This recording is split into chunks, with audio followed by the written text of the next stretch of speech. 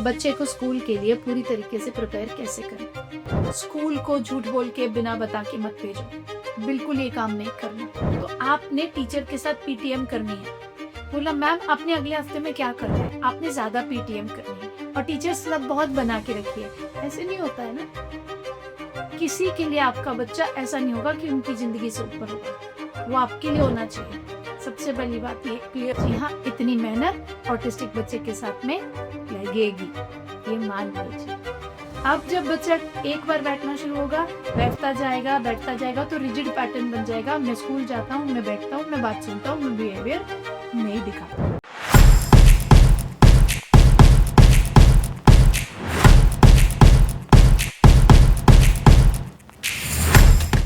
नमस्कार भाई और बहनों, मैं रजनी सिंह सशक्त एम्पावरिंग लाइव्स के हिंदी चैनल पर आप सबका तहे दिल से स्वागत करती हूँ।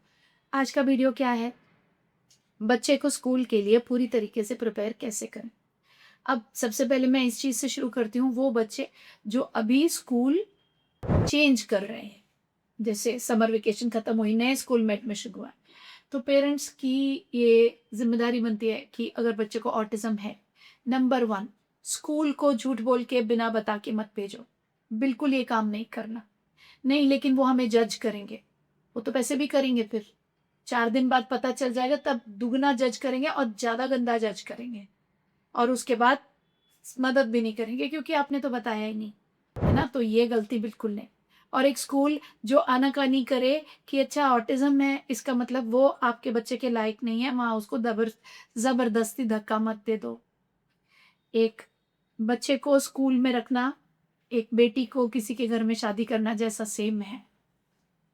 आप बिना सोचे समझे धक्का दे दोगे तो जिंदगी खराब हो जाएगी उसकी। वही चीज़ यहाँ पर है, बिना सोचे समझे किसी भी स्कूल में ढकेल दोगे, वो लायक है नहीं है, आपके बच्चे के ज़रूरी साल खराब हो जाएंगे। उससे ज़्यादा अच्छा ये है, ढूंढिए ढूंढिए ढूंढिए ढूंढिए, बहुत स्कूल्स होते हैं, वही तो अच्छा स्कूल मिल जाएगा। और जब तक नहीं मिलेगा होम स्कूल कर लो। ये कोई तमगा या मेडल नहीं लगाना है हमको कि नहीं जी स्कूल जाता ही है, जाके करता क्या है, आया के साथ झूला पे खेलता है, क्योंकि क्लास में बैठता है तो चीखने शुरू करता है, तो टीचर बोलती है आया को बाहर ले जा। और हम क्या करते हैं, इतना इतना पैसा हर महीने फीस का भरते हैं, पैसा भी गया, बच्चे का भविष्य भी गया, क्योंकि पूरा साल चला गया, सीखा ज़ीरो, उल्टा ये सीख लिया जहाँ नहीं बैठना है वहाँ पे चीखना शुरू कर दो। तो प्लीज़ सबसे पहले उसको बताना ज़रूरी है, बताएंगे स्कूल को, उसके बाद बच्चे को स्कूल का एक राउंड मरवाइए, ट्रिप कराइए बच्चे को, फ़ोटो खींचिए वहाँ की, देखो ये क्लास में तुमको आना है, ये जगह में तुमको बैठना है, टीचर से उसको हाय हेलो नमस्ते दोस्ती करवाइए, ये मैम होएगी, टीचर की पिक्चर क्लिक कर लीजिए, घर पर एक छोटा कैलेंडर जैसा बना लीजिए। अभी क्या हो गई, सेकंड खत्म, थर्ड खत्म, हम कब जाएंगे, 12 से स्टार्ट करेंगे। हाँ 12 के ऊपर आपने एक टिक लगा दिया कि 12 से हम स्टार्ट कर देंगे स्कूल जाना। अब 12 तारीख से बच्चे को एक समझ में आ रही है, कैलेंडर भी समझ में आ रहा है, ये भी समझ में आ रही है कि भाई ये डेट से मेरे को स्कूल जाना शुरू करना है। तो इस तरीके से आपने बच्चे को, पहले तो ये तो इन्फॉर्मेशन उन लोगों के लिए थी जिनका बच्चा स्कूल चेंज कर रहा है, जिसका चेंज नहीं कर रहा है वो क्या, उनके लिए क्या, कि इसके आगे का दोनों के लिए कॉमन है। चेंज करने वाले का मैंने पहले बता दिया, अब चेंज कर रहा है या नहीं कर रहा है, दोनों के लिए अब जो आगे की इन्फॉर्मेशन है ये कॉमन है। जब स्कूल शुरू हुए, क्योंकि आपने बताया है कि बच्चे को ऑटिज्म है, तो स्कूल भी थोड़ा सा टॉलरेंट होगा। तो आपने टीचर के साथ पीटीएम करनी है। बोला मैम आपने अगले हफ्ते में क्या करना है, आपने ज़्यादा पीटीएम करनी है, और टीचर्स सब बहुत बना के रखिए। एक ना शिकायती टोन पे मत रहिए, वरना वो बोलेंगे उफ आज फिर आ गई, इसको बोल दो मैं मीटिंग में हूँ, मैं बिजी हूँ, तो फिर परेशान में आएंगे आप, है ना। तो शिकायत, ये इसने तो ये भी नहीं किया मैम, आज तो इसका टिफिन भी खाया हुआ नहीं था, ये सब में मत पढ़ो प्लीज़। टीचर्स के साथ में पंगा मत लो। जब बच्चा स्कूल में, प्यार से रहोगे, हेल्प करेंगे, है ना। उन पे भी और प्रेशर है, बर्डन है, समझो। हम यहाँ पे बैठ के उन पे पत्थर मारने के लिए नहीं बैठे हुए हैं कि टीचर ने ये नहीं किया वो नहीं किया, नहीं, पहले देखो हमने क्या करना है। तो ऐसे करोगे तो वो भी प्यार से डील करेंगे। पीटीएम में बोलो कि मैं आपकी मदद करना चाहती हूँ इस चीज़ में, क्योंकि आपको बाकी भी बच्चे हैं, मुझे मेरे बच्चे का पता है, ये ढंग से बैठे, इसके लिए मुझे बताओ मैं क्या तैयारी करूँ। सवाल नहीं उठता टीचर आपको ना बताए, वो आपको अलग से और ढूंढेगी कि आई नहीं है इस बार, अगले हफ्ते की भी तैयारी करा देती। तो आप घर पे तैयारी कर रहे हो कैसे? ऑटिज्म स्पेसिफिक किताबों से, क्योंकि वो स्कूल में नहीं होंगी।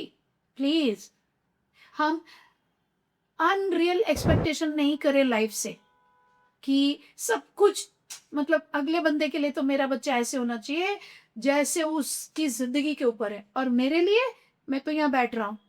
ऐसे नहीं होता है ना। किसी के लिए आपका बच्चा ऐसा नहीं होगा कि उनकी जिंदगी से ऊपर होगा, वो आपके लिए होना चाहिए। सबसे पहली बात ये क्लियर करो। तो आपने क्या किया? वहां गए स्कूल में, आपने बात की, उसने बोला जी ठीक है, मैं अगले हफ्ते में असेंडिंग डिसेंडिंग ऑर्डर और चैप्टर 2 करेंगे इंग्लिश में। अब आपने चैप्टर 2 के छोटे छोटे सेंटेंस कटअप बनाने हैं, उसको छोटा करना है। जी हाँ, आंखें मत चढ़ाइए कि फिर स्कूल का क्या फायदा। हाँ, स्कूल का ये फायदा है कि जब उसे घर पर वो चीजें पता होंगी तब वो स्कूल में आकर के बवाल नहीं काटेगा जब वही चीज टीचर बोर्ड पे लिखेगी, क्योंकि उसने घर पे ऑटिज्म के तरीके से वो ऑलरेडी किया है।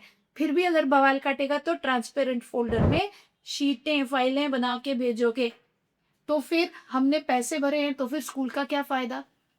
मत करके देख लो क्या होता है। जीरो हो जाएगा, जीरो, बिल्कुल खत्म। क्योंकि टीचर को 30 बच्चे हैंडल करने हैं, 20 करने हैं, 30 करने हैं, 40 करने हैं, तो कहाँ से होता है ना।